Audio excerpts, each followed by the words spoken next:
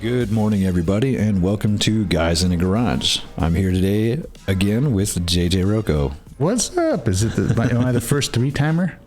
Yeah, actually, I think you. Well, no. Is this the third time or is it the fourth?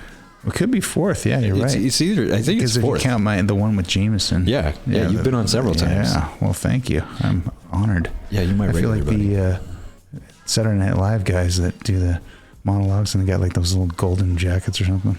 Yeah. Oh, yeah. Did you ever see that skit with all of them?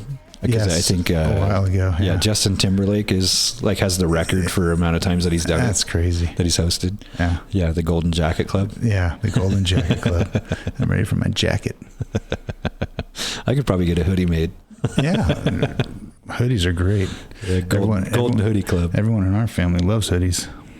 Who doesn't love hoodies? Yeah. Well, my wife just gave me this great hoodie for my birthday, and it's waterproof. It's got this insulation lining in it. I mean, I actually took a nap in it the other day. It was so comfortable. But the thing that I never have experienced in a hoodie, which is cool in this one, inside the hand pouch is a zipper pocket. What? So when I use my keys or wallet and I put them in the pouch, sometimes I get a little anxious. Like, might they slide out if I'm, So it has like a built-in fanny pack? Yeah, and you put your hands in there and you zip it, and you just slide it right in. It can fit my phone and fit my keys. That's rad. It's awesome. Let's be honest.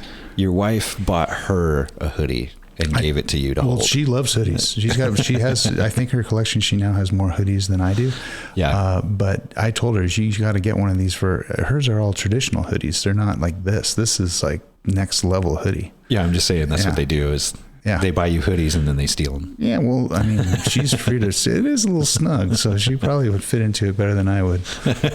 You reminded me of The Simpsons when I don't know if it's season 1 or 2, and Homer buys Marge a bowling ball for her birthday. Oh, I remember that episode. It says Homer on it. Right? Yeah. It's like, oh yeah, here, happy birthday. And she's like, yeah, you know what? I'm going to take bowling lessons. I'll show you. Yeah. Right? And then she was going out to the bowling alley like every night and got it, in good with the guys and all that stuff. The little French guy. Yep, he started getting all jealous. Yeah, she was on the threshold of an affair. Yeah. It's kind of like buying your wife a fishing pole or fake boobs. Yeah, it's for you. And there's a big mismatch in our marriage in that she's so much better truly at like gifts than I am. Oh yeah, I just have such a hard time with gifts, although I have been getting better. But she knows what I want and like and need, and it's like very easy for her to do that. And for me, it's been like an ongoing thing. Like every Christmas, I think I have to do like 4 or 5 gifts and hope like one resonates. Yeah. Yeah, I am the world's worst gifter. Like if you don't give me a list, you're probably going to end up with like a can of silly string and a Rubik's Cube and silly putty, because that's shit that I would play with. Yeah, things that I find fun. Yeah, pretty much. Yeah, that's always been Amariah's thing is watches, because I'm a big watch guy. Mm-hmm. And so because she actually thinks of this stuff, she's always been the one to buy me watches on my birthday or on Christmas, because her whole thing was she always liked to see if she could nail my taste. And there's only been one that she ever got that I was kind of like, nah, you can send that one back. But otherwise she's nailed your watches. She's nailed it almost every time. Very good. Yeah, it shows how much attention I pay. Yeah, I'm just not good at gifts, man. I'm not. The question is, are you willing or wanting to get better? Oh yeah, of course. Mm-hmm. Yeah, it's definitely one of those things on the list of stuff to work on, self-improvement. Yeah. So then what would the strategy be? Like let's just say you want to get a gift for someone, whoever it is. Like, how would you go about learning like what might be the best gift for them instead of like what you would want and you would think? Right. Well, I think mindfulness, and, I was talking about this with John Smith on the last episode, mindfulness. Mm-hmm. I mean, that is definitely the number one. Being mindful and actually thinking about the person that you're trying to buy for, and, just considering the things that they like, stuff like that, which that's what the mindfulness plays into. If you don't know anything about the person, then it's hard to buy a gift for somebody. And if you don't know anything about a person that you want to buy a gift for, you fucked up. Mm-hmm. Does that make sense? Yeah. You should be able to buy a gift for somebody if you know them, if you actually pay attention to what they talk about and the things that they like and stuff like that. So verbal cues. Verbal cues or even just everyday cues. If you're out and about, and things like your wife goes, "Oh, wow, I really like this dress," or something like that. She doesn't buy it, but you can tell that she likes it. Mm-hmm. So maybe you go back to the store the next day and you buy it for her and you just throw it in a closet until her birthday, like 3 months from now. Yeah. That discussion kind of came up in our text exchange, and that buying her clothing or buying someone clothing is dicey. Like it is dicey. Like socks or gloves. It is. Right? But I think in an example like that, right? Again, mindfulness. So if you're truly paying attention and she's showing you this dress that she really likes, excuse me,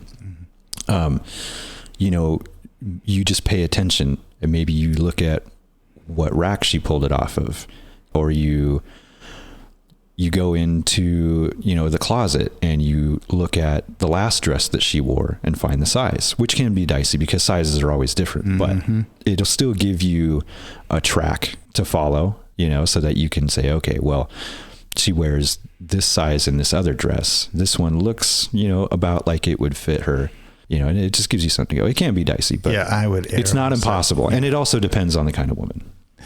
That is, I think one time, I bought Mariah something in the clothing area mm-hmm. just because of that reason. And I think we discussed it once. She said, "Don't ever buy me clothes because mm-hmm. you'll fuck it up." And I'm like, "Yeah, you're right. I probably will."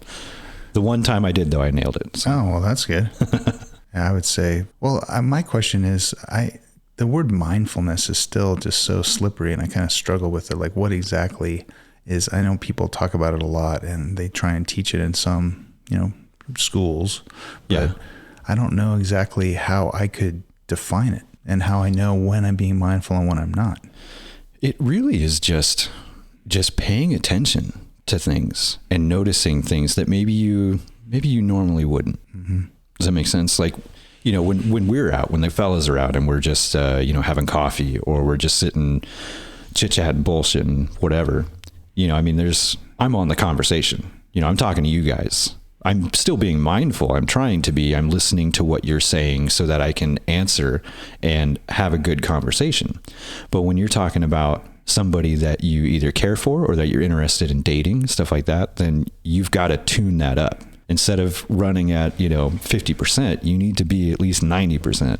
And you need to be paying attention to little cues, little things that, he or she says, how they carry themselves in a conversation with you, a certain look maybe, or when you talk about making a move with somebody, right? Especially when it's a guy trying to make a move with a gal.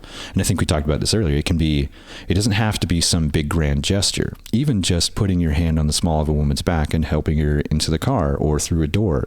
That's a move. It's subtle, but it's putting that out there that like, hey, I'm interested in you. So if she's being mindful, which most women are, they're going to pick up on that. And the same goes for men too. If you're being mindful and you're paying attention to what she's saying and how she's looking at you and things like that, there's going to be a lot of stuff that you can pick up on. But that goes for everything. It's not just in the dating world. Mm-hmm. But going from 50 to 90%, is a tool for that reflective listening, repeat back to them maybe something that you heard or what you thought you heard, or being more inquisitive, or I think so. Actually asking questions about the things that the person's talking about. Because I confess, I'm kind of got an ADD type mind. So if the conversation is either I'm engaged and I'm listening, if something will come out like in the coffee shop, like out of nowhere, like I'll hear something or someone else, like my mind can kind of like stray. Yeah. And then I know I'm not being as mindful as I could. I need to like return, to be more attentive and listening. So that happens to me on occasion, Yeah. It just takes practice, man. Yeah. Just takes practice. Like meditation. It's the same thing, right? And you get a thought comes in, you have to let it go. You have to get back to, just concentrating on your breathing or whatever. Yeah. Well, just doing this show is so long that I've been doing it now. Mm-hmm. I've had to learn mindfulness and how to carry on a conversation better. And I'm always being mindful too these days about when I'm talking to somebody, right? As we were just talking about this, Ken too, the whole, like, Yes. saying that all the time.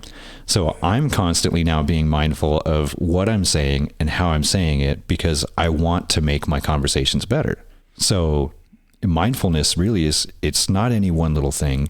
It's just whatever it is that you want to focus on, and trying to take baby steps to start with. And eventually you get better at it. Anything you practice at, you will get better at it. Yes, I just don't know how good I actually am. I haven't had feedback for someone to tell me. And maybe my, subpar gift giving might be the feedback that I'm not as mindful as I should be or can be to what my wife might like as a gift. Yeah. Well, I mean, if it's something you really want to work on, then hey, just start buying her gifts every once in a while and then see how she reacts to it. Just give a gauge. You're just being mindful of giving her a gift, and you're working from a place where, okay, she likes these things. I think she would really dig this. And then you buy it and you give it to her for no damn reason at all. Right. And then you just kind of gauge, how she feels about it. I'm much better at the writing of the card that goes with the gift. That's what I've practiced over the years, or that's what I've enjoy, I guess, more. Yeah. Is the words that connect me to the other person. Yeah. Well, even just buying a card and putting the words in there, if that's your thing, there's a reason she's with you, right? Maybe she digs your writing. Yeah, maybe. Maybe that would mean something to her. Mm-hmm. That can still be a gift. Yes. Writing a love letter to her for no damn reason at all, and just leaving it on her pillow or something after you go to work.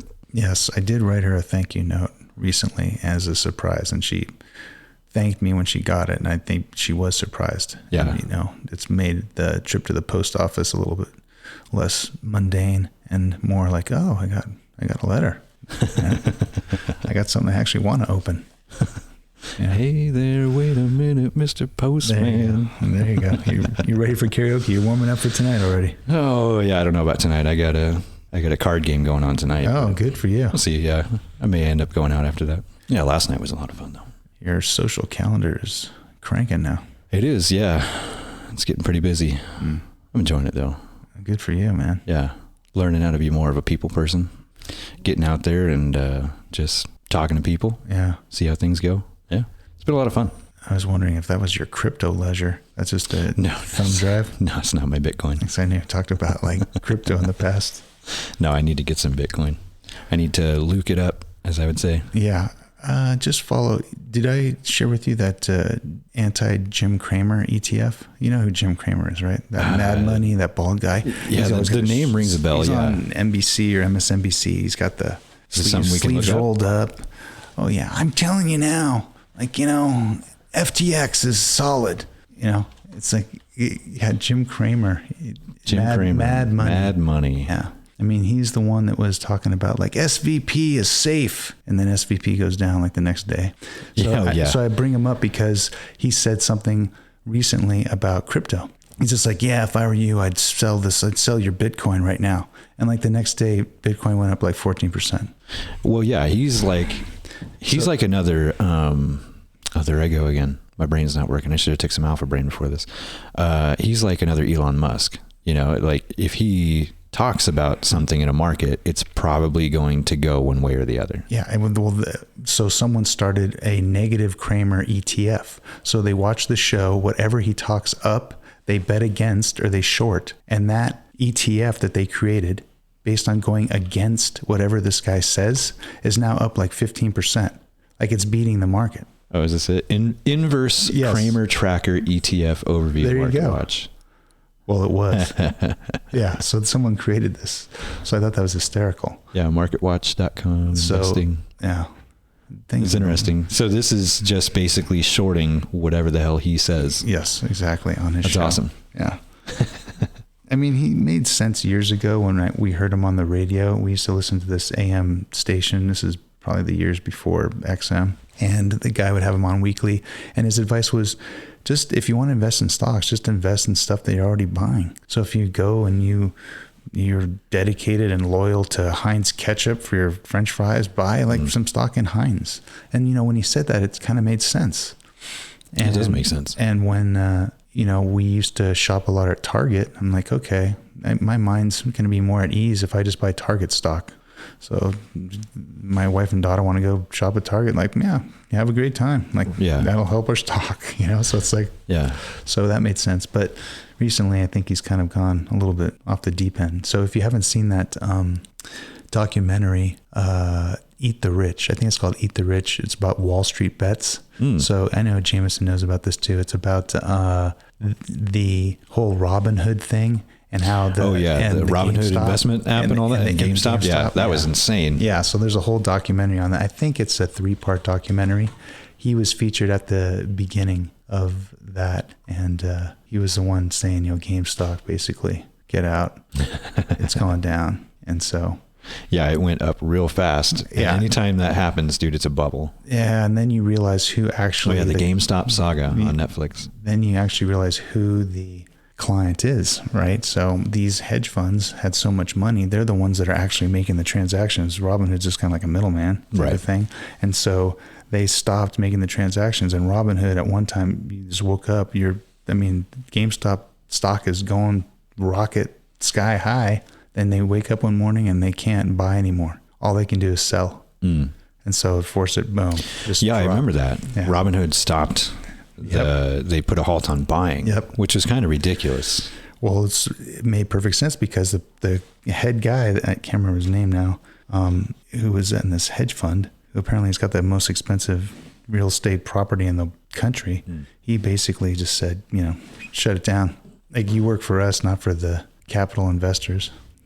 I didn't agree with them, you know, pushing a button and pausing, you know, the trade. Yeah. Back and forth. That was something I just didn't agree with. It kind of irked me a little bit. I understand the idea behind it and what they were doing.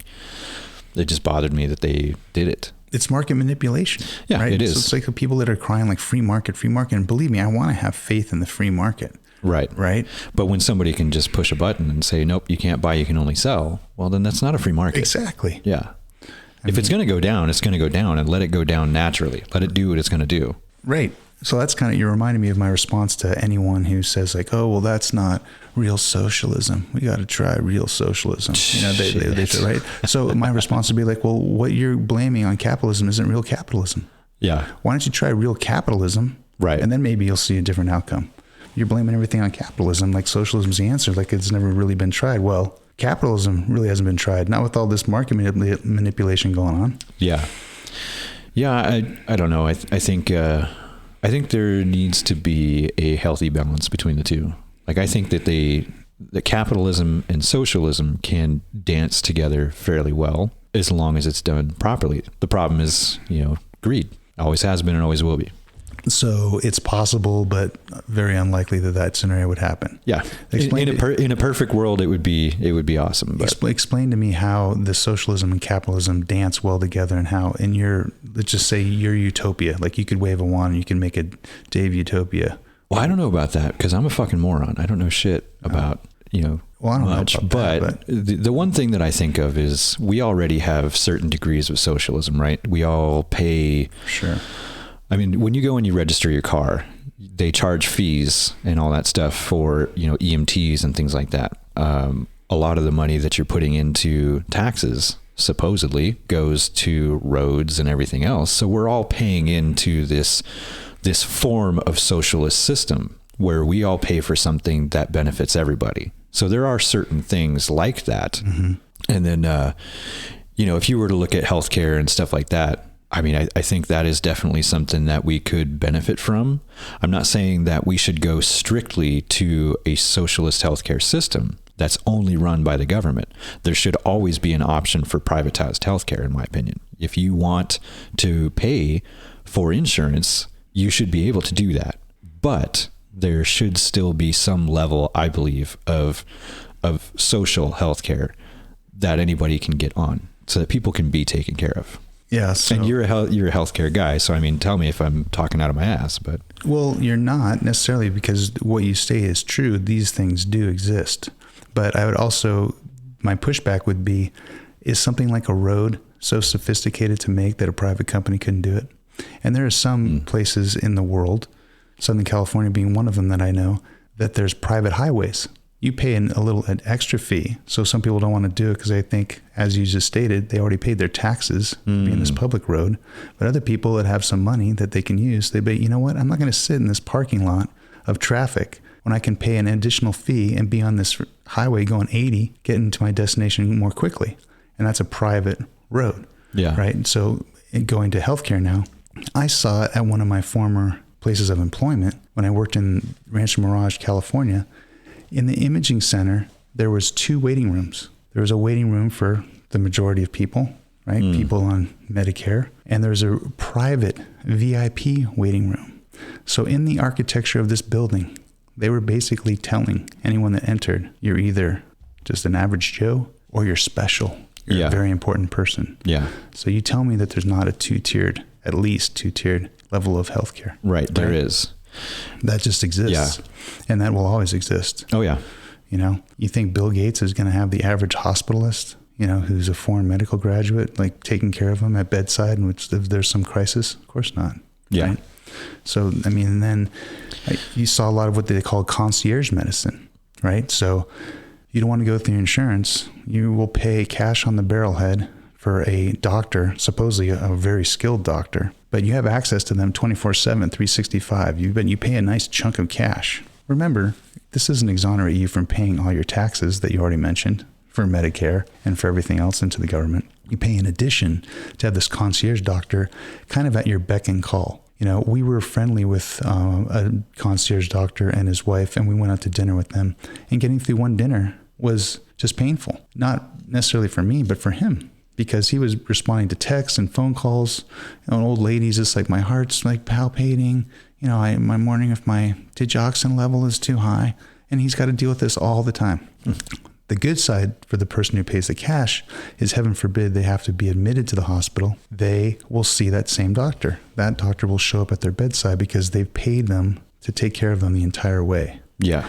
The way the system works is, for most people with insurance, you pay your insurance, or you pay into Medicare, and you get to see your doctor as long as your blood pressure is fine, right? You get to see him at the clinic every 6 months or every however they want to see you. They can adjust the meds, take your blood pressure. When it hits the fan, and when you have a hypertensive crisis, and you see the emergency room doctor who you don't know, and he decides he's going to admit you to the ICU, you see an ICU doctor you don't know at all, who's just there in the hospital taking care of hospital people. So now this friendly face, when the times were good, that you saw regularly, is nowhere to be found, because he's still in the clinic seeing other people that can be dealt with on an outpatient basis, and you have a completely new person in charge of the boat that is your life. And they don't know anything about you except for what they saw on paper. And, you know, heaven forbid they even make a phone call to have a conversation with the person who's been taking care of you for years in the clinic. So this is just one small example of how the system is totally, you know, I may have mentioned to you that I have ongoing texts with friends from college, one who's an attorney and one who's a school teacher. And we always will find headlines to support our argument of like which system is like the most jacked up, right? Legal system, education system, or medical system, you know. You're always just trying to one up each other. Yeah. I think 2020 and beyond has kind of made me the champion. Like after what the medical system pulled on everyone, I don't think the legal system or educational system can beat me. Although it's probably pretty close. Well, did you ever, so that everything you were talking about, did you ever see the movie Elysium with Matt Damon? I want to say yes, but I don't recall a lot of it. So it's like a futuristic. Yeah, so it's futuristic, and you know, he's kind of like an ex-con, just some dude working a job, and on Earth, everything is just a fucking shit show. Like it's just kind of desolate. Everything looks like it's bombed out, like it's, you know, after World War III or something like that. But everyone who lives still on the planet, I mean, we're all just a bunch of, I mean, almost slaves. We're just kind of garbage. You know, it's rampant poverty. Nobody really has anything, and we just work. And I mean, if you pay attention to how they treat him, there's anything that we have for HR and stuff these days. I mean, it's blatantly clear that all of that is just out the door, you know. But then there's Elysium, which is the space station up there that they've created this like utopia on, and they have these medical beds, and anybody that lives there, I mean, people have them in their house, you got cancer today? Oh, well, just lay down in this medical bed and within 5 minutes it's gone. Oh, well, you have, pancreatitis or something. Oh, just lay down in this medical bed, 5 minutes, you're done. You're fine. Like, they have this technology that can fix anything and take care of anyone, but they only have it up there. So only the elites that live up there on Elysium have access to this technology. And it's stupid. If you can do that, then why not just put it down on the planet for everybody? So why do you think? Why wouldn't they? That's the question. Well, why wouldn't they? Because it's classist horseshit. Yeah. There's always got to be somebody that's better. Right. And it's like, let's decry the patriarchy. Yeah. Again, like, oh, well, the system is still there. Yeah. But that also points to human nature, in my opinion, is that there will always be, people that have to be better than everybody else. And I think a lot of it is control. Yeah, right? It is. They want control over these other people's lives. They want to virtue signal, say, I'm better than you, Right. And that's what I feel is the great thing about America still is that it's getting harder, but if you want more, it's still possible to attain it. Now, if you look at, our education system and how, a college degree, the price for that has risen, like 500% since the 80s. And yet our wages have only risen, maybe 15%? Right. I mean, that's ridiculous. Tuition's going up, thousands of dollars every fucking year. Right. And why? Well, because the administrators. Yeah. I mean, if you go to any college campus, if I were to return to my campus, which I haven't done since 2014, the only new buildings I see are all administrative buildings. Right. Because they got to have meetings to discuss when the next meeting is. Yeah. They're not teaching anyone. It's not like it's not like professors' salaries are going up. Yeah. They're not doing anything. They're doing the same thing that, our government does, where they go to pass a bill, and in that, somewhere in the fine print is, a nice salary bump for themselves. But the universities are and they don't do anything. They don't really work except for maybe a month, total out of the year. They contribute to the process of owning the young minds and putting them completely into debt slavery. Right. Because now there's people that are, and how do debt slaves behave, right? Okay, well, I'm going to toe the party line. I'm not going to think independently, because if I say anything, I'm going to be cut off from my means of paying back this debt. Mm-hmm. And this debt is going to be around my neck forever. Yeah. Right. And I'll never get rid of this debt.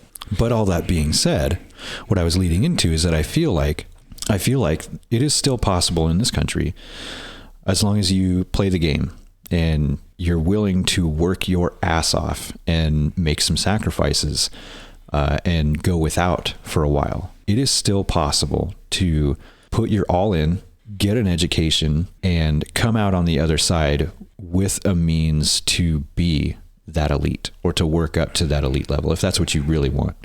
Because when you look at how hard those elites actually work, I mean, maybe not so much, all the time, but I mean, look at Elon Musk. I mean, that guy, he never stops. I don't even know when he sleeps, he gets 5-6 hours a night, and half the time it's on a gigafactory floor. I mean, that guy doesn't fuck around. There's something to be said about that kind of dedication. There really is. And I mean, it's half and half. I think there's half the people that hate his guts and they think he's a moron. And then there's the other half that think he's a genius, which if you've ever listened to him on Joe Rogan or just listened to him talk at all, he really is a genius. I mean, yeah. But Musk aside, what you said, which I see is the problem, is you said, work your ass off. And you said the word hard, work hard. Mm-hmm. That has been basically bred out of the younger generation. That's very true. And you know that more than I do, true. Because you have to hire and interact with people that you might have at your job. Yep. I just talked to the guy at All Seasons RV yesterday, and he had to fire someone because they were too lazy, wouldn't work. And the other guy quit because they thought, the boss was too controlling. So finding help, and that's why we see help wanted signs everywhere, because no one wants to do exactly what you said, work your ass off, work hard, and take advantage of this opportunity. They want to basically to go to the gas station, and when they're filling up, their Honda Civic, to scratch off a couple things from a little tab and win the lottery, and that's it. Yeah. And their life is great.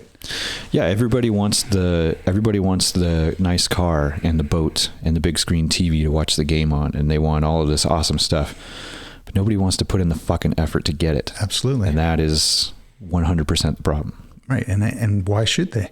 Because work hard, play hard. That is absolutely true. You should be, if you're not working your ass off throughout the week at whatever it is you do, whether you enjoy it or not, but if you're good at it, you know, or you can at least learn something from it so that you can move into something else that you do enjoy. I mean, man, take advantage of that.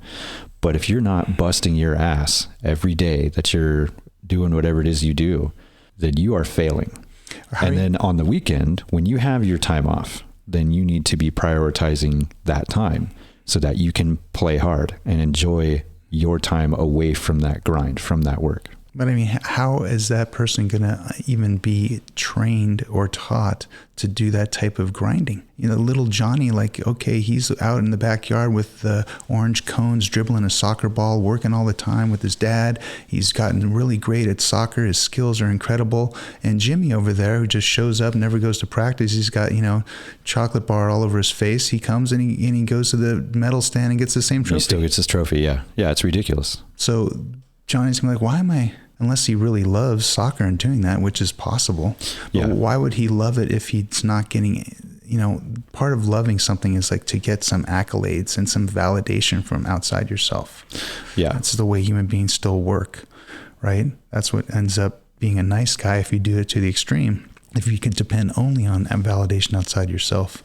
But you know, if you are good at something, you've worked hard to become good at something, that someone else coming along and getting equal recognition to you, you know that that's nonsense. It is nonsense. And that doesn't help. It's a huge problem with rewarding mediocrity. And that rewarding mediocrity is exactly what has landed us where we are now. Yeah. Because now it's... Nobody wants to work. Nobody wants to fight. Nobody wants to go after anything. And why would you? Why would you? If you can just sit around and do nothing and get the same as everybody else, why would you want to? Right. So we're human beings and we're driven towards comfort. We are driven towards laziness. We really are.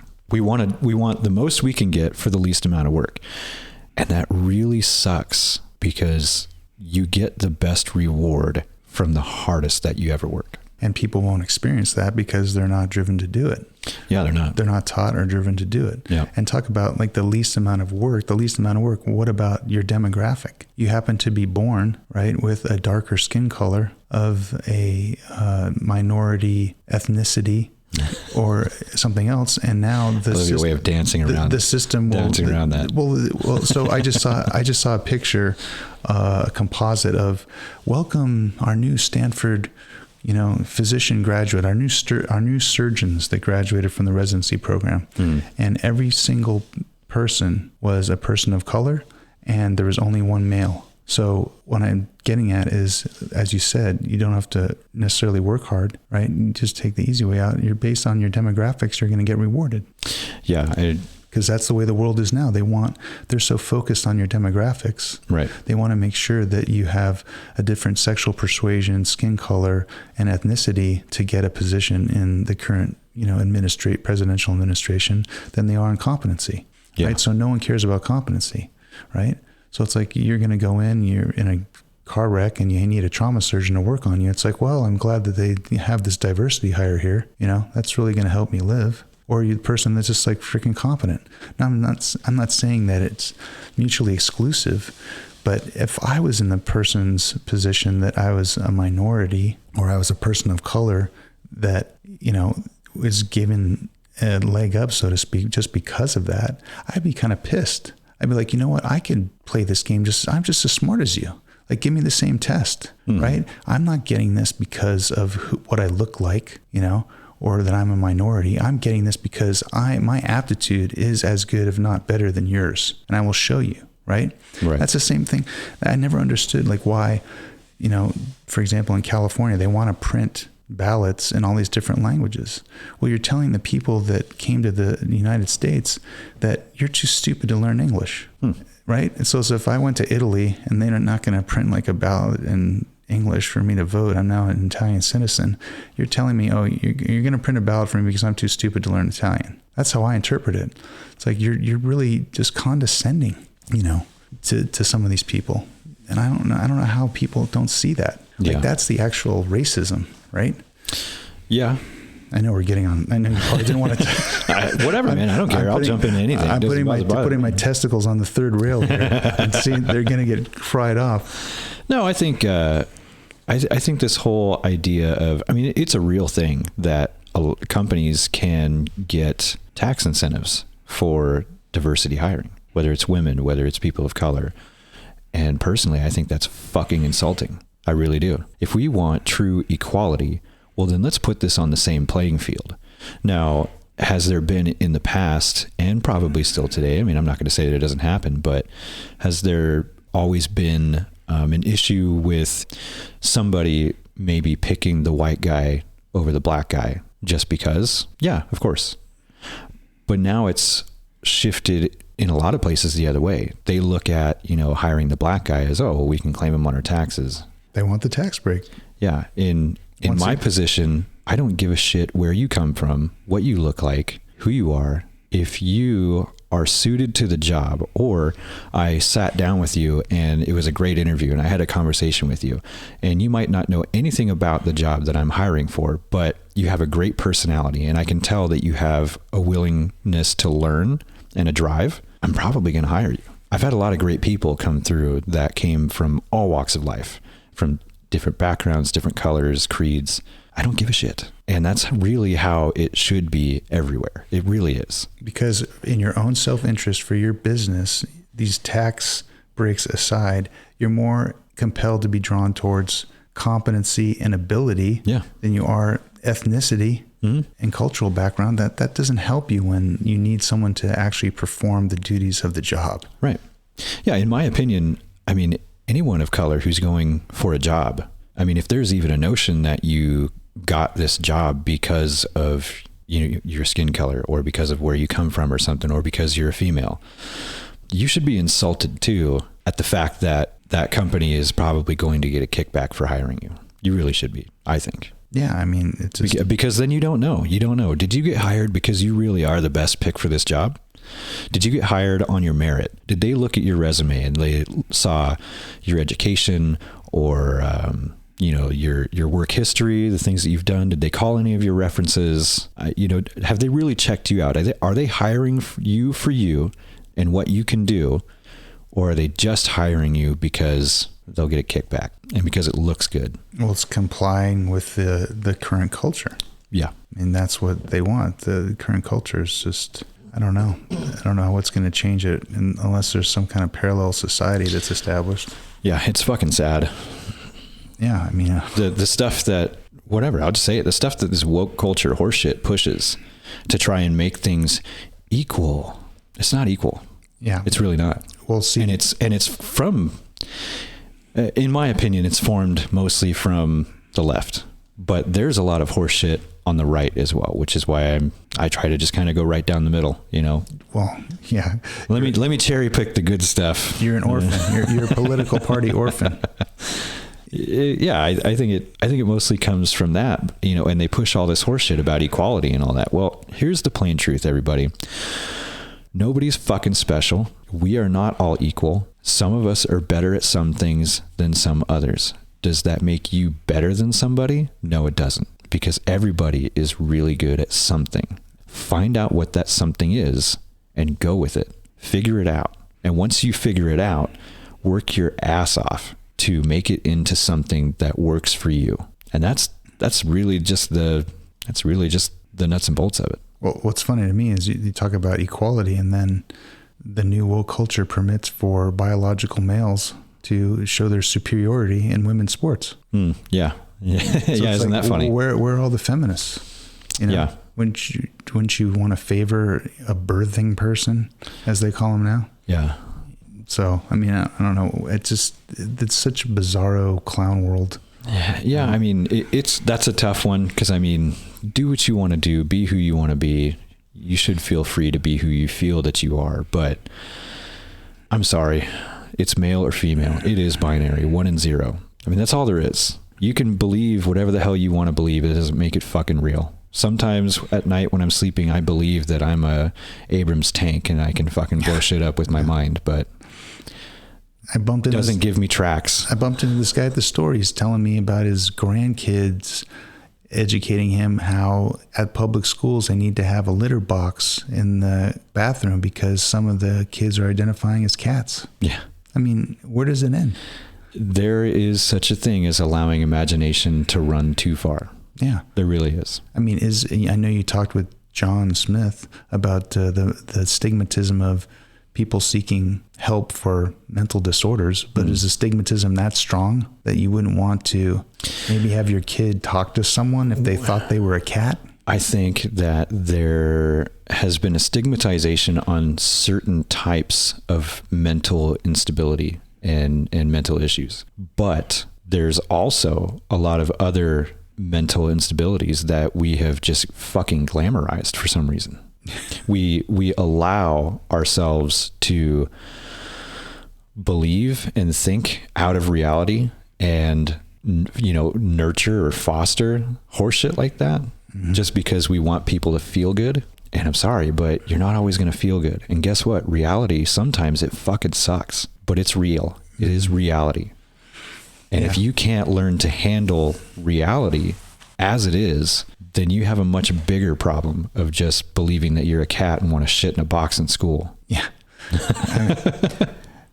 I read a couple books on the whole transgender thing, and I think one of them is Irreversible Damage. The other one is When Harry Met Sally. The second one is the one got banned, at least for a while, on Amazon. And When Harry Met Sally, isn't that a movie? Oh, no, sorry. Yeah. When Harry Became Sally. Oh, okay. Yeah. When Harry Met Sally. That's why I always get it confused, because there's a movie that is The Met. This one is When Harry Became Sally. Yeah. And one thing they touch upon that the media won't touch is the people that have regret and people who want to detransition. So you made a decision when you're, let's say, a teenager. Right. And you went through all this hormone blockers and surgery and whatever. And then you realize a few years later, I regret this. Yeah. I want to go back to what I was born as. No one wants to talk about that.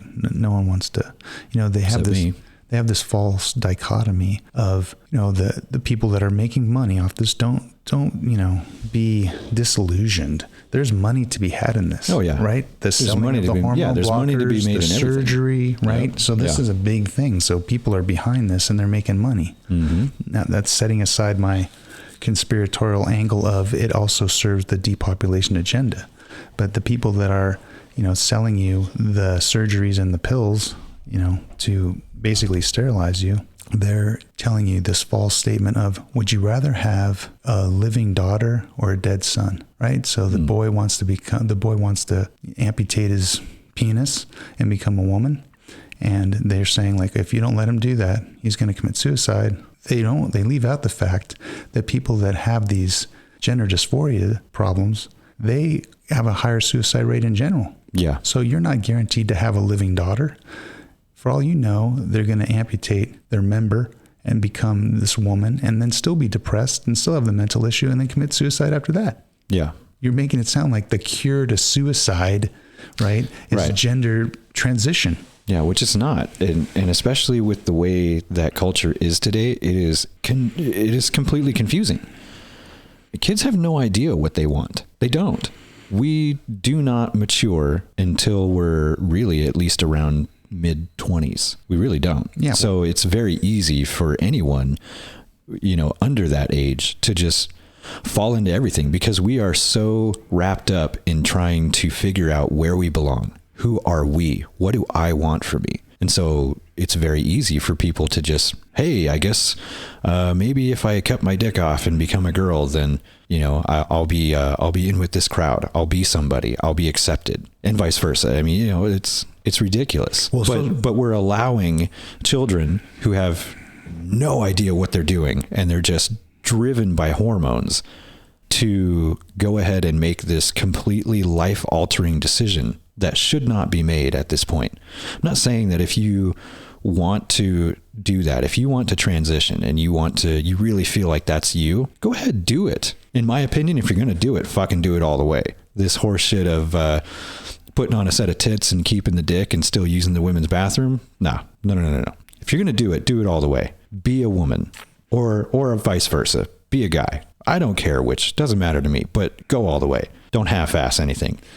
But maybe consider waiting until your brain's fully developed in your 20s. Exactly. Consider waiting until you've been around the block a little bit and you've tried things out. And when it comes to that whole notion of, oh, well, they're just going to kill themselves if you don't, let them do what they want to do and be who they want to be. How about you take some fucking initiative and you actually talk to your kids and you be interested in them and their lives and you show them that you give a damn. And, explain to them like, hey, I know you're probably thinking about a lot of crazy stuff right now. When I was your age, I had no idea what I wanted about anything. I was wrapped up in my own emotions and hormones, and I had no idea what I was doing from minute to minute. But I think you should really wait a little bit later until you make a decision this big. Well, see, I see it very similar to parents living vicariously through their kids in terms of sports. Yeah, right. That's so true. Like the ones there's a documentary called Trophy Kids, and some of these fathers are just absolutely horrible. Oh yeah. Right. I've heard about that one. But in this case, it elevates the parents because in society's eyes, like, oh, look how, supportive and loving these parents are that they want to transition their kids. Oh yeah. That's a thing too. So the parents are basically using their children in a vehicle, but in a different way. Yeah. For themselves to be accepted. Exactly. To be like, oh, look at me. Exactly. It's virtue signaling is what it is. It's the same as assholes today still running around wearing masks and telling everyone to get vaccinated. Go fuck yourself. Yeah, I'm glad you said it, because I've worked so hard on this mask thing, and I mean, my wife even pointed out she's done such a much better job at getting over it and just ignoring it. But I just can't. To me, it makes no sense when I see someone coming out of Pilgrims wearing a mask. Right. Here you are shopping at a more expensive store. It's a health food store. You want to get all your organics, non-GMO stuff. Right. And here you're coming out with a mask. And I just couldn't help it. Say something snide. My wife heard it. I don't know if the person with the mask heard it, but it's just like, I couldn't help myself. And my wife pointed out later, like, oh yeah, Well, and here's the thing, that's my opinion on it. However, I'm not understanding about the fact that there are people who have serious health issues. And maybe it is still not a good idea for them to even get a cold or the flu or COVID or whatever else. So I'm not about to go up to somebody and start bagging on them for wearing a mask. My first instinct when I see somebody wearing one, is to judge a book by its cover. I mean, that's what we all do. Yeah. No matter how badly people want to say, oh, I don't judge, I don't blah, blah, blah. Yeah, you do. Yeah, we all do. That's part of survival. That's how you get through life, is by judging people constantly on how they look. I mean, it is what it is. Yeah. I don't like that part about me, but I do it. Yeah. But I mean, part of being mindful, going back to mindfulness, is understanding yourself and your own feelings about something and being able to stop and say, well, maybe they're just starting chemo and it's really not good for them to be around a lot of germs and stuff like that. But maybe they don't have someone to shop for them. And so they still have to do it on their own, because you never know what somebody's going through. You really don't. So even though I look at somebody with a mask and I go, fucking pussy, I'm never going to go up to somebody and be like, what's wrong with you? Why are you still wearing a mask? You stupid son of a bitch. That's not me. Yeah. I only do that in my head. I don't do that in reality, but I did say this comment told my wife. But if that person were to come up to me and start talking shit like, why aren't you wearing a mask? You're putting me in danger. I'd be like, hey, how about you walk down that way and go fuck yourself? Yeah. That would be a real issue if I got to that point. But these people you mentioned that are sick, maybe they should take some time and reflect upon why they are sick. A lot of them are sick because of, quite frankly, the pharmaceutical products they've been pounding. One thing they don't like to talk about is about 170,000 people per year will die taking prescription medication as directed. That happens, right? And no one wants to talk about it. They didn't take it off label. They didn't take it incorrectly. They took it as was prescribed, right? So a lot of things that are making people sick are actually from the sick care industry itself, right? Because they have motivation to what? They have motivation to sell you the next pill. Oh, you have an adverse effect from this one pill. Guess what? I got good news for you. We got another pill. And so then you've got people walking around in their 30s and 40s. They got the little days of the week plastic container flip lids with their different pills they got to take. And they're not supplements. They're all prescriptions. right? The time that I realized that it was all a scam, mostly, was as I got older and you started seeing all those commercials. Like the United States and one other country are the only two, New Zealand, that are actually allowed to run commercials for medications on TV. Yep. It's ridiculous. But when I started to realize that the whole thing is just a scam was when they started talking about the pill to help with the side effects of the pill. Oh, so take this pill if you have arthritis. Oh, and by the way, you may bleed from your asshole and your heart might stop once every night. But if you take this other pill, this will help that. Oh, and by the way, when you take that other pill, it's possible that your toenails could curl in and you might vomit. Right. And every hour. And we got plenty of pills. Oh, but we have this other pill you can take to counteract that one, and yada, yada, yada, so on and so on and so on and so on. And it's like, are you fucking kidding me right now? And then life expectancy drops. Yeah. And life expectancy in the United States I don't even know if it's ranking in the top 10 in the world anymore. Yeah. So something's going on. And then it's blatantly obvious to me, at least at this point, that they are not looking to cure a damn thing. Why would they? Yeah. Right. They're still pissed off at all the money they lost on polio. As this saying goes, a patient cured is a customer lost. Yeah. Yep. They don't want you cured. Why would they want you cured? And especially cured by natural remedies, by the pharma industry is the guy on the corner by far in a hoodie, just peddling little baggies. By far the biggest lobby in DC, right? Spends way more money than anyone else. Yeah. And when Woody Harrelson talks about it for 30 seconds in a Saturday, circling back to Saturday Night Live, he does his little monologue, right? And the script, they all prove his point, right? That the pharmaceutical companies buy out the media and they tell you and they scare you and if you come out and you can only come out if you take their product. Yeah. I don't know if you saw that clip, but then what happens after he does that? All the media, right? Rolling Stone, all of them, all the major media sites come out and say ooh, Woody's a big conspiracy theorist, but Yeah, they start vilifying him for no damn reason. Show me how the sick care industry actually cares about people's health. They don't, because they'll be oh, we're following standard of care, protocols, and the people are just dying. Yeah, standard of care using this drug like remdesivir, which was the worst drug in this multi-drug study for Ebola. But because this drug company said Fauci will give you kickbacks if you promote it. That's the only drug that's available. Yeah. Right. And these other drugs that have won Nobel Prizes and stuff like that people have found effective, that's all shunned. That's just all, Rogan's taking horse dewormer. Right? Yeah. What's he doing? He's not a horse. It's all this, it's all bought and paid for. It's all right. Basically, you just have to start with the point one is it's all a freaking lie.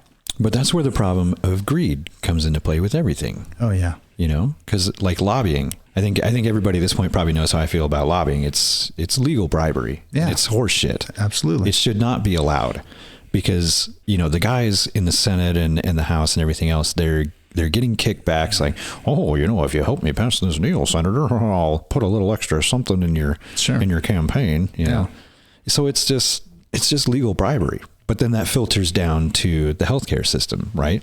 Why are doctors allowed to get kickbacks for pushing certain drugs?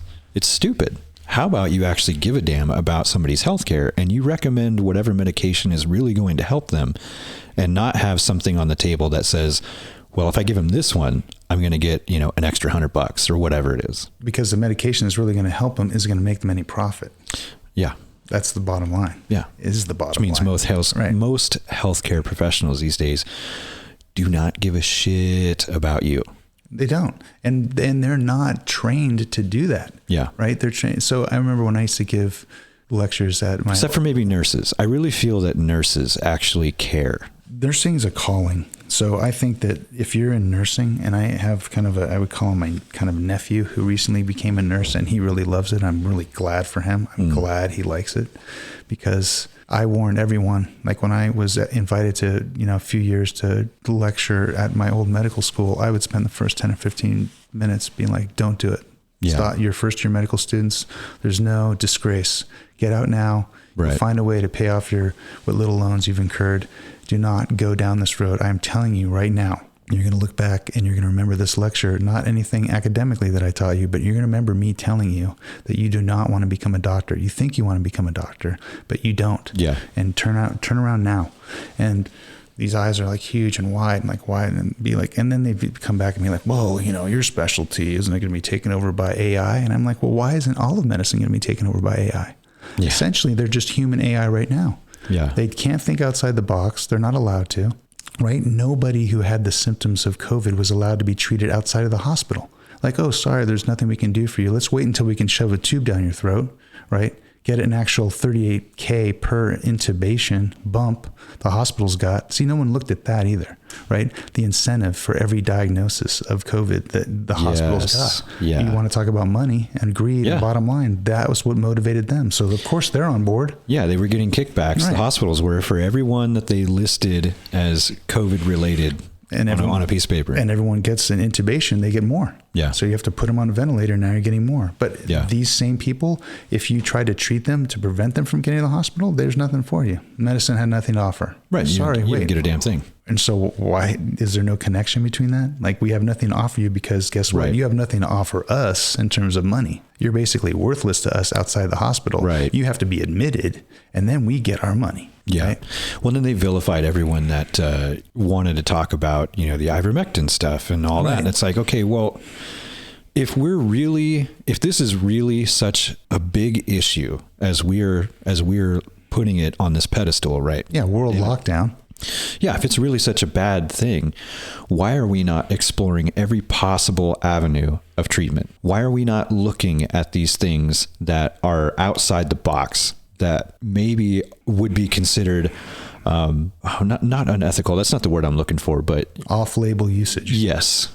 Why are we not looking at these things? Why are we instantly vilifying anyone who wants to talk about something that has nothing to do with Pfizer and, you know, the Fauci jab and all that? Because all the pharmaceutical companies paid the media to do that, right? Including Bill Gates, who openly said on CNBC that he's making 20-1 off his investments in pharmaceutical companies. Because which to me is Bill Gates saying, hey, you guys are making me fucking rich. Keep doing what you're doing. Right. But to answer your question, the reason why they had to be vilified, these alternative off-label use potential treatments, is because in order to get the emergency use authorization to put these jabs in everyone's arms, there had to be no available alternative treatments.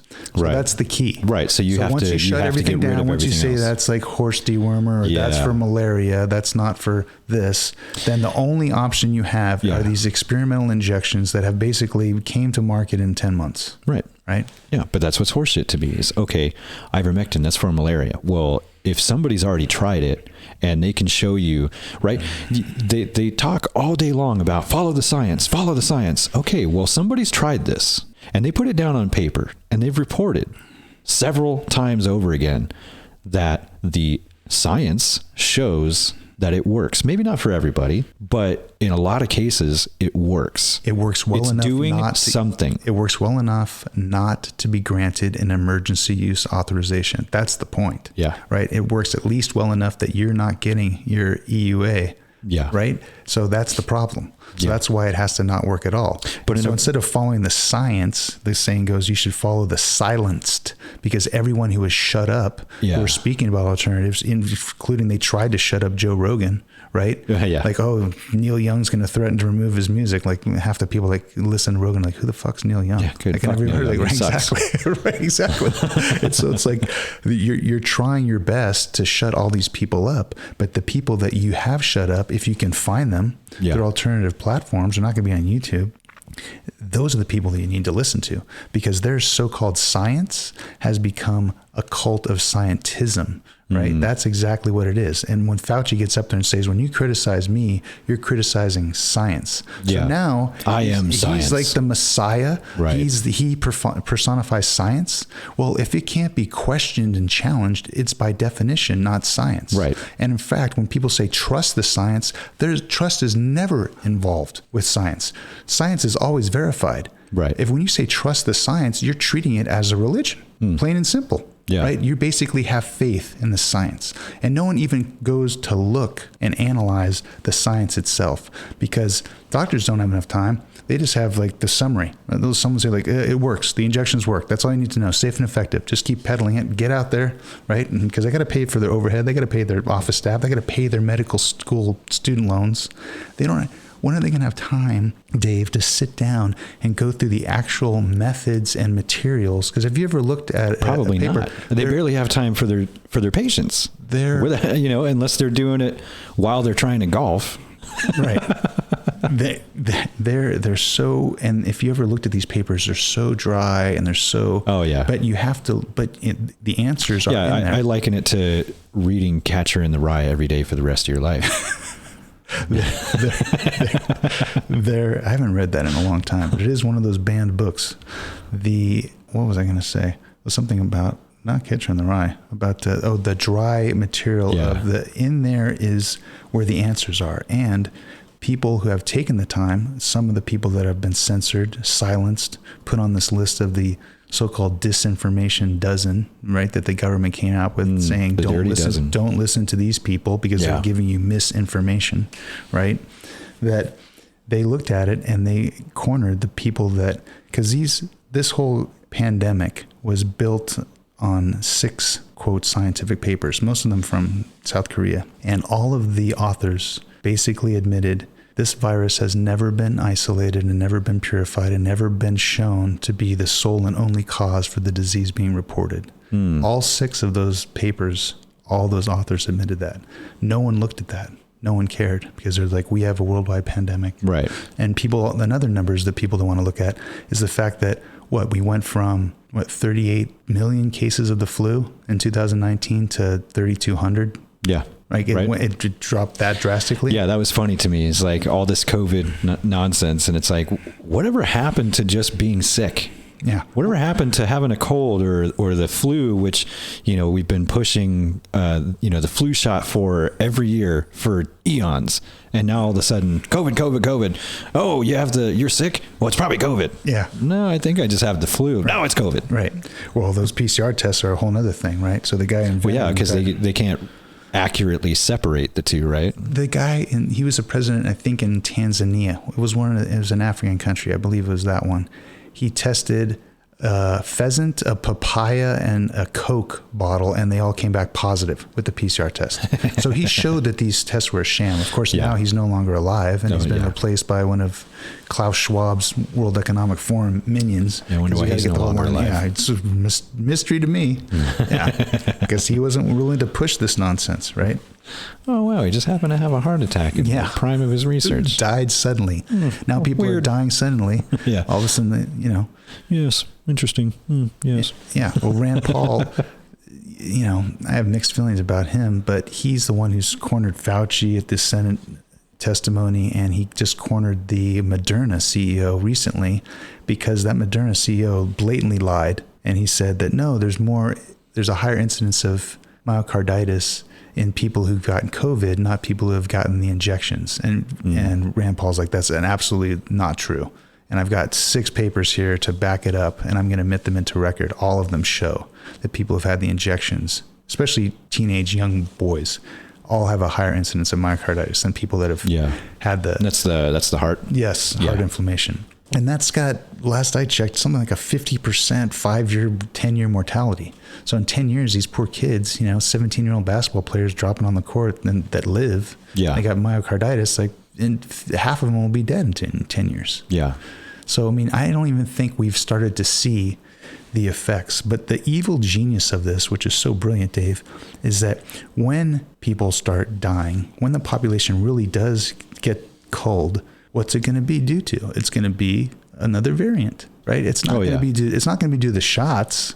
No one's going to admit that because they're all, quote, safe and effective. No one's even admitting that they're happening now. When all these athletes... It's going to be Omicron, Zebra, X32. There's more athletes that are healthy, otherwise healthy, that have died in the last 2 years that died from 1964 up until 2019 or something. They've taken the numbers. It's unbelievable. Having their hearts randomly stop in the middle of a play that, any other player has probably been through 100 million times in the lifetime of the game. It's really sad. It's really I'm not saying disturbing. It's not possible, but I mean, come on, man. There's a whole Telegram channel about COVID victims, COVID-19 and related to the injections. But there's still a lot of people that are just, like Dick Durbin's like, oh, I got COVID again. I'm so glad I got the injections and boosted. It could have been so much worse. I'll isolate myself. This guy's, again, like you said, the lobbies, he's getting paid by Pfizer. It's just clear. Just follow the money. Yeah. And you'll find what's going on. Yeah. And most everyone's just paid and bought off, It's funny. I was just thinking, going back to Neil Young, I find it absolutely hilarious. The guy who's saying keep on rocking in the free world was so hardcore about shutting down somebody else and somebody else's opinion. What about Rage Against the Machine? Oh, yeah. Right? F you, I won't do what you tell me. Yeah. But I want to make sure you're vaccinated to see my concert. Yeah. Unless you're vaccinated, you can't come to my show. Yeah. It's just like...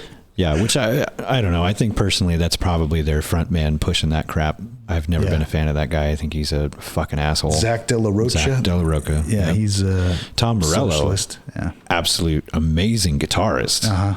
But yeah, I think that's mostly a Zach thing. Yeah. Well, and I find it hilarious that, with all of their lyrics and what they sing about, from what I have read about them, and again, I think this is more of a De La Rocha thing, is that they won't do small shows. They won't do like festivals. They won't do, private shows. Mm-hmm. There's a lot of stuff that they won't do that are just little things that could be good for community.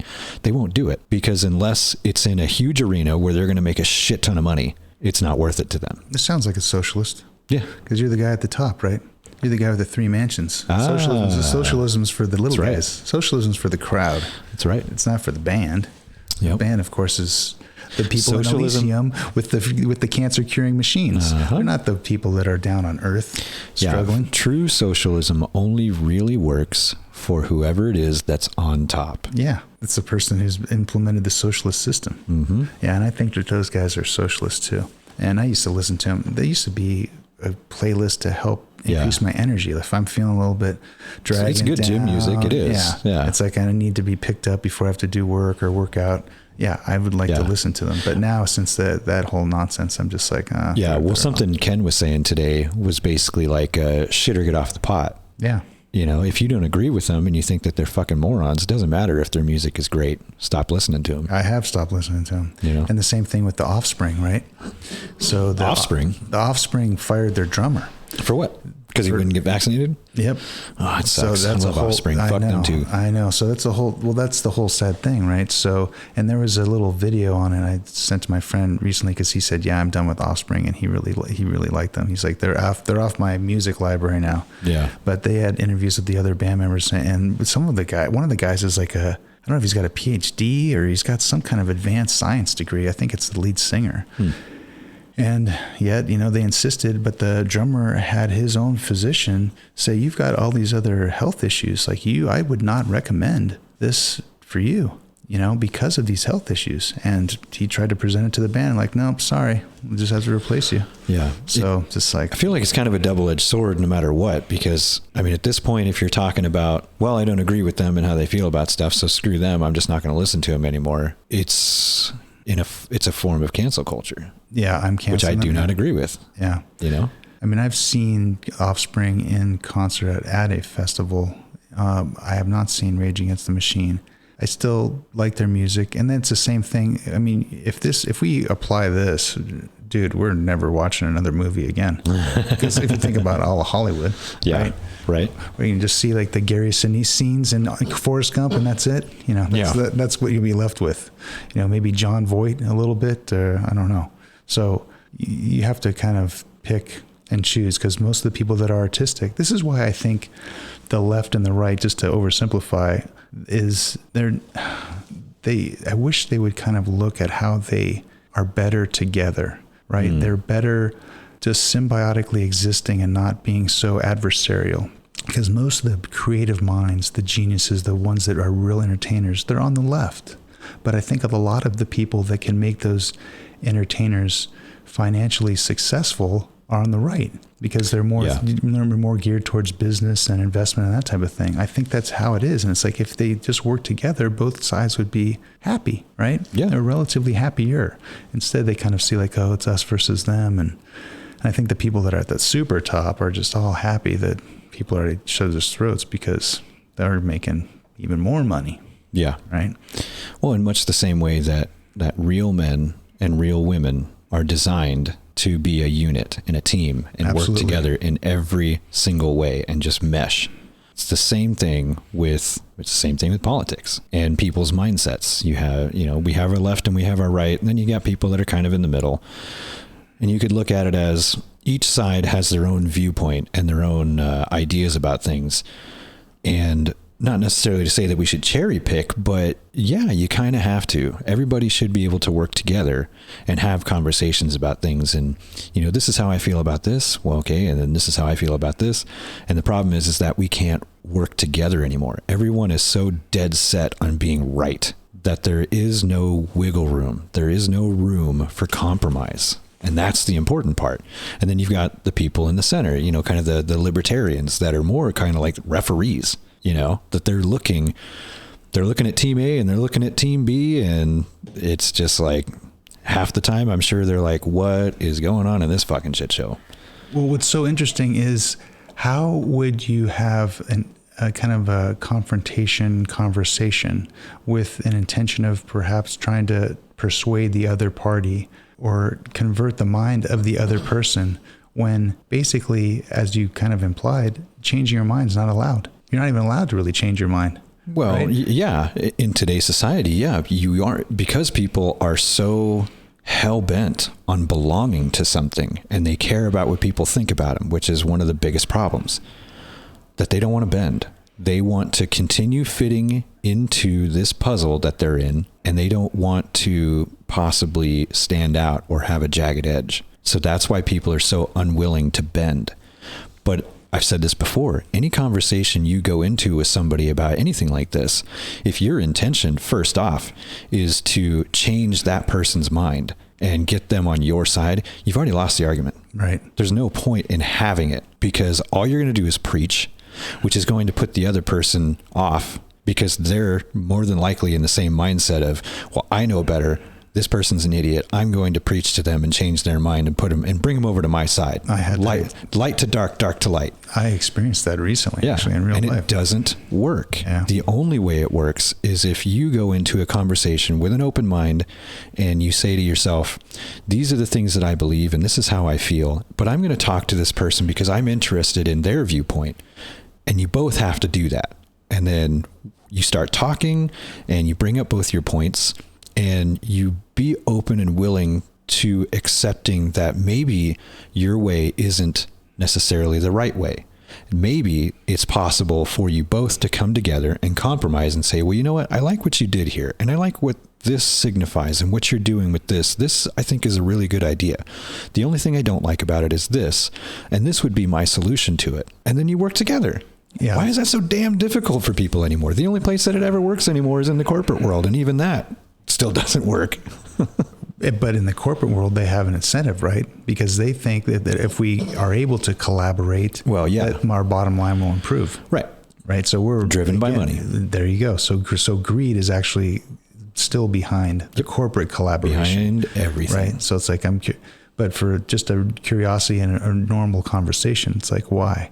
Like, if you need to just be on Facebook because you want all of those other people on your side to see how you're, look at me, I'm championing the cause of our side, Yep. So like, oh yeah, good as you, let me give you a little like there. The only real way to solve any problems is to stop giving a shit about what people think about you, and to stop virtue signaling. Stop trying to make yourself look good. Make yourself look like who you are. And make yourself look like you're genuine and you actually give a shit about people for real, and that you care about what it is you're talking about. Yeah. Until you can do that, I don't give a fuck who you are. I don't want to hear it. Yeah. It just makes me think that no one's interested in personal growth anymore. They just are who they are. Not real personal growth. No. Yeah. It's just like, this is how I am, and you're not going to convince me otherwise. My mind is not open. Yep. Yeah, I mean, people are who they are, and there are certain things about yourself that you don't want to or maybe shouldn't change. Mm-hmm. But I think being open to conversation and interpretation of things in a different way that maybe you wouldn't have otherwise seen is huge. I think that's a big part of self-improvement, because walking around in this headspace of I know everything and I'm right, and whatever comes at me from CNN is, the Bible. Right. Well, it must be exhausting. And the other way around too. If all you're ever watching is Fox News and Newsmax, and you're thinking the exact opposite on the party line, I mean, you're an idiot too. Right. And not realizing that there's basically just 6 major media corporations that are scripted to tell you everything. Yeah. Anyway. Yeah, it's all coming from the same place. It's just geared one side or the other. It really is. Yeah. It's people want to be on a team. Yeah. Us versus them. Yep. It's but the way they divide the teams is not. But it used to be us Americans versus the oppressive government. That's what it used to be, in my opinion. And now it's us versus us, and they're doing whatever the hell they want behind the scenes while we're too busy fighting each other and not paying attention. Yeah, they've got us divided and conquered. Yeah, they've totally won on that perspective. Yeah, we're too busy looking everywhere else other than what they're doing. Yeah, and they're just getting away. And it's getting away with everything they want. It's a total nightmare. Yeah. Yeah. I mean, what do you think about this topic that's come up now about national divorce? National divorce? You ever heard of national divorce? No. So the national divorce rate? No, I'm sorry. It's basically another way of secession. Talking about secession. So different geographic areas of the land mass that we're on. Yeah. So the greater Idaho. The divided states of America. Oregon wanting to become part of Idaho. And then I saw something recently about Texas wanting to secede from the U.S., which, I mean, I don't know so much about anymore these days, but I mean, in the past, it's entirely possible. I mean, Texas has one of the, biggest economic capitals of any state. Sure. I mean, they could leave and survive on their own. Sure. I mean, so that's kind of what the topic has been now. It's like, okay, so we can't, as you pointed out, we haven't evolved collectively as humans, at least in this area, to be able to respect each other, be curious about each other, and to collaborate. We are always being confrontational with our viewpoints. We're getting more entrenched in our point of view, and we're not basically capitulating to anything that other person says or the other side says. So why don't we just, divide into areas and not have to be connected to this federal government leviathan that's basically taken over all of us, and just be like, okay, yeah, you can put in parts. I mean, I guess someone decides if you want part of Eastern Oregon to be part of Greater Idaho, but essentially Idaho would be its own country, much like Texas or the whole Northeast. And you're going to have.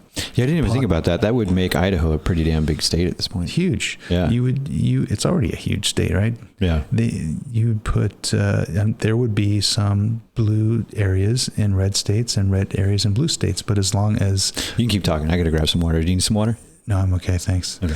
But as long as you, respect the right of another group of people to exist within the same landmass as you, and not, because that's one thing that's a concern about the national divorce. Okay, so Texas is going to secede from the United States. They're going to become their own country. Well, what about all those people in Austin? What about all those blue people that are inside the state of Texas? Well, what's going to happen to them? Well, if they decide to stay, the government of Texas doesn't single them out and destroy them or kill them. Yeah.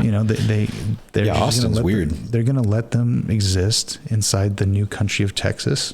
And if they see fit, if they don't like the new country of Texas, of course, they're always free to leave peacefully, or they just peacefully don't comply with whatever the new government of Texas laws might be. That would be interesting, though, to have to get a passport just to go to Texas. Yeah. or come out of Texas. I mean, their new country could have the law where it's like, okay, if you have an ID from any state that's adjacent to Texas, or they could say, like, you just have to show that. You don't really necessarily have to have a passport. But the major thing is to be disconnected from Washington, D.C. Right? That's the major thing. I wonder if that happened, if Texas seceded, how illegal immigration would change Exactly. So that's another issue. In that area. Because it's now that their own country, they can put up the wall that Mexico has with Guatemala, right? People don't want to see that wall. Yeah. Right. So they could do that if they wanted to. But right now, the federal government apparently is in charge of the federal government's border, because that Texas border is actually the federal government's border. Right. And they don't want to do anything. Yeah. And why should they? Because they live thousands of miles away. Well, and the government still has to approve them seceding, which I highly doubt will ever happen. Same with the Greater Idaho thing. The federal government has to approve Oregon splitting in two and the eastern side of it becoming part of Idaho. It doesn't matter if we all vote on it and both sides say yes.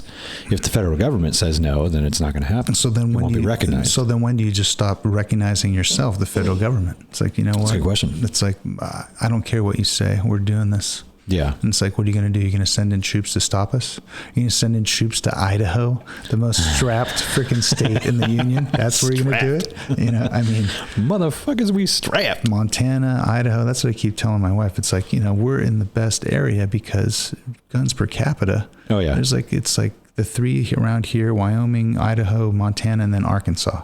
Like not even Texas has it ranks in the top 4 for guns per capita. It's like those states are the ones that are just totally. So it's like you're going to send them into Idaho, like to what? Force us to maintain our boundaries. Yeah, I mean that is one of the things I love about Idaho. The last time that we went for coffee, on my way out the door, first thing that I noticed was a guy sitting with his kids, I think, near the door at one of the tables that look out the window. Open carry. He's just got his piece on his hip. And I saw that and I was like, hell yeah, brother. Yeah. But then I immediately at the same time had that thought of, I wonder how many people in here are really uncomfortable that this guy's here. Yeah. Which I don't think at that place anybody would be. You know, it doesn't seem like that kind of vibe of people that go there. But still, there's always somebody. It's a lot different in Northern Idaho than Southern California. If you had some... Yeah, in Southern California, that guy would be getting thrown out. That guy would have to be a cop. Even in places in Washington. Oh, I'm sure. You know? Yeah. It would be an issue. Yeah. A friend of mine, he carries everywhere. Mm-hmm. And they were at the Spokane Valley Mall recently. And they were just shopping. It was him and his wife and his kids. And, you know, he reached to get something, and he doesn't open carry. He conceal carries. Mm-hmm. But somebody that was nearby saw his piece when his shirt came up. It became unconcealed. Yep. And they reported him to the store manager, who then reported it to mall security, who then came and asked him to leave because it made somebody uncomfortable. Even though he wasn't doing it, it's not like he pulled it out and was wielding it and flashing it to people or nothing. He was just there shopping with his family. Yeah. But somebody got triggered by seeing it and got scared. But the triggering only goes one way. If some woman, biological birthing person, whatever you want to call her, is in her gym locker room and gets triggered or offended or upset that a biological male who identifies as a woman comes in and sees her topless and reports that to the gym manager, well, what happens? She gets her membership revoked. She's transphobic. Yeah. So what happens with these gun phobic people? Yeah. Or whatever you want to call them. Firearm phobic. That's a little bit too long. This whole phobic horse shit pisses me off to no end. Yeah, because I'm not phobic. You don't fucking scare me. Right. I just don't agree with you. Right. And it's like, you're more virtuous. There's a difference. Yeah, because I'm phobic. Yeah. Like, I'm not afraid. Why am I? I'm afraid of someone who doesn't know themselves even biologically. Yeah. Why would that be scary to me? Well, like Dave Chappelle and all that crap that he went through recently with his last special, and everybody was giving him shit about being transphobic and all this stuff. And he put it in so many words that the same thing I just said. I'm not transphobic. I just don't agree with your style of life and the things that you believe. Right. You don't scare me. It is not a phobia. Right. I just don't agree with you. And I have my own opinion about it, and I'm entitled to my opinion, just like you're entitled to yours. Right. And so why can't we just have our own opinion, leave each other the fuck alone, and move along? And some of these pro-abortion people are like, "Oh, keep your rosaries off my ovaries." Like they're thinking, like, the Christian right is going to be coming down on us and like wanting to impose their religion and their viewpoints on us. Like, well, when the shoe's on the other foot, they don't see the irony in that. Yeah. You know, I think it was one of the popes that said, "In the name of tolerance has become intolerance." Yeah. Right. So now, like, you're tolerating everything to the point where like it's intolerant. right? Yeah, they're only interested in tolerance and inclusion as long as you believe what they believe. Right. And then you are absolutely excluded. Right. You're free to speak as much as you want. As long as you say what we want you to say. Exactly. And diversity is only a matter of ethnicity. It's not a matter of opinion. Yeah. Right. Your opinion can't be diverse from mine. Your viewpoint can't be diverse from mine. You just need to look different from me. Yeah. Right. Yep. That's just, it's all disheartening. Right. And so it's even more disheartening when you have, someone that that you care about, that you love dearly, that you've been trying to prepare for the world, that, you've been raising them in your little nest called the home, and you're going to send them out into the world soon to do their own thing and become an adult. Because you look at it and it's just like, do I really want to send them out into this world? So I think some of these adults, Ken mentioned it earlier this morning at coffee, that are in their 20s, perhaps 30s, that are still living at home with their parents. I wonder how much of that is actually because the parents want that. I think that's a big part of it. I mean, these days, yeah, the whole living vicariously through your children thing. I think it seems like it's harder for parents to let go anymore for some reason. I think another part of it is that, with the way the economy is right now, it's extremely difficult for anyone to just make their own way in the world. That's a major It's ridiculous. Factor. Yeah, that's a major factor. So that's a huge factor. And then the other thing is that culture. I think, Ken was talking about how, 1899, it was commonplace for a 12-year-old to have a full-time job. Right. And to be helping out, plucking chickens and wrangling pigs and working on the ranch and all that stuff. That was normal. That was everyday life. Yeah. If you could see over the bar, you could go in and get a beer. Yeah. And you had to, because life sucked. Yeah, I'm sure. Yeah. But kids today are not the same children that they were even when I was growing up, in the 80s and 90s. Yeah. It's just not the same thing. Yeah. We don't push for, we coddle children so much to keep them in this place of, childhood is so special and, you should embrace it and enjoy it as long as you can. And while that's true, children also need to learn the value of a hard day's work and how to fend for themselves and how to make a life for themselves, which includes going to work, getting a job, being able to hold a steady job, being able to balance a damn checkbook. We don't use checks anymore, but it's still something you should know. Right. Common basic economics and how things really work in the real world. Yeah. And it just doesn't seem common anymore. Ken made the comment of 28 is the new 18. Yeah. Well, then you have what's resulted in what is common is man boys. So you got biological age related, like men. You're supposed to be a man. Legally, you're a man. Yeah. Chronologically, you're a man, and based on the amount of time you're in there, but you're still a boy. Yeah. Right. You're still acting like a boy. You have not put away these childhood boyish things. You're still clinging to them. Right. Because someone told you, like, oh, childhood is so precious. Like, well, let me just carry it well into adulthood and never take responsibility. Right? Yeah. I look at 20-year-old guys today as 12-year-olds. Yeah. I get along more with my old soul, with people in their 40s and 50s than I do with, even some people of my own age group. Because there's still a lot of us too. I'm what, millennial? I think so. Something like that. I don't know. 36? 38. 38. Okay. Yeah. So yeah, there's still a lot of us too that were on that tail end of what I would consider real childhood, where you still had to learn some hard shit. Mm-hmm. We're right on the end of that. And then it went into all this coddling horse shit and helicopter parenting and trophies for showing up and all that. Yeah. Yeah. It sucked when my T-ball team lost and you had to go and shake hands with the other team that was now going to go get to eat pizza and have fun. Mm. But I cherish the fact that when I lost, I lost. Yeah. Yeah. You reminded me of one of the most heartbreaking losses when I was a kid. I was 10 and the Little League team, and we had the best pitcher in the league. In fact, he's the only one that I know. He was in my class and he went on to play minor league baseball. He's now like a doctor of medical dentistry and he's got all these degrees and he's like an orofacial surgeon. But he could throw at the age of 9 years old. He could throw so fast, and I was the catcher, and I had to put like a sponge in my glove and no one could hit him, right? But he couldn't really pitch the whole game, and we were in this playoff game, And they would occasionally use me as a relief pitcher, but not because I could throw fast, but because I could throw an accurate bloop ball. I just threw this bloop, almost like a softball, like slow pitch softball, and people had a hard time hitting it because they were used to this guy throwing like fast. You were the secret weapon. And I had this thing. Well, talk about, this is probably the earliest point in my life when I learned the lesson about how emotions can affect your behavior. This one guy came to bat, and we were winning the game. This one guy came to bat who I couldn't stand on the other team. I could not stand, right? And I lost focus of like my bloop ball, and I tried to throw the ball hard. Well, for me, throwing the ball hard at age 10 was just meat. It was probably like a balloon up there for that guy, and he ripped it into left field, and the game-winning run scored, and we lost the game. And I remember Kenny, who was the pitcher who threw really fast, whenever he had a bad game, he would like cry. And I remember him like crying like a little kid. And so he would always cry. This game, when I lost the game, I was the only one crying. Kenny wasn't crying. I was so upset. But now looking back, you remind me of that. Like that was a painful loss. It was one of my first, but it reminds me of the lesson.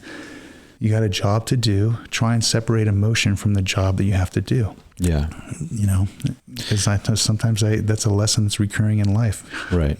But I know about Little League losing. Yeah, that's for sure. I mean, sometimes loss is difficult, and if you got to cry, you got to cry. But you also have to take away from that sometimes you're going to lose, and it sucks. How am I going to handle this next time? Well, depending on the situation, next time I'm not going to cry.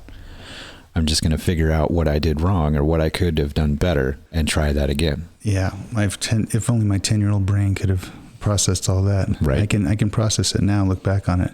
The best story that I have, though, from that team, it was the Rotary Club. Our uniforms were purple. And one day I got a ride to the game from the coach, who happened to be the pitcher, Kenny's older brother. Kenny was like one of 9 kids.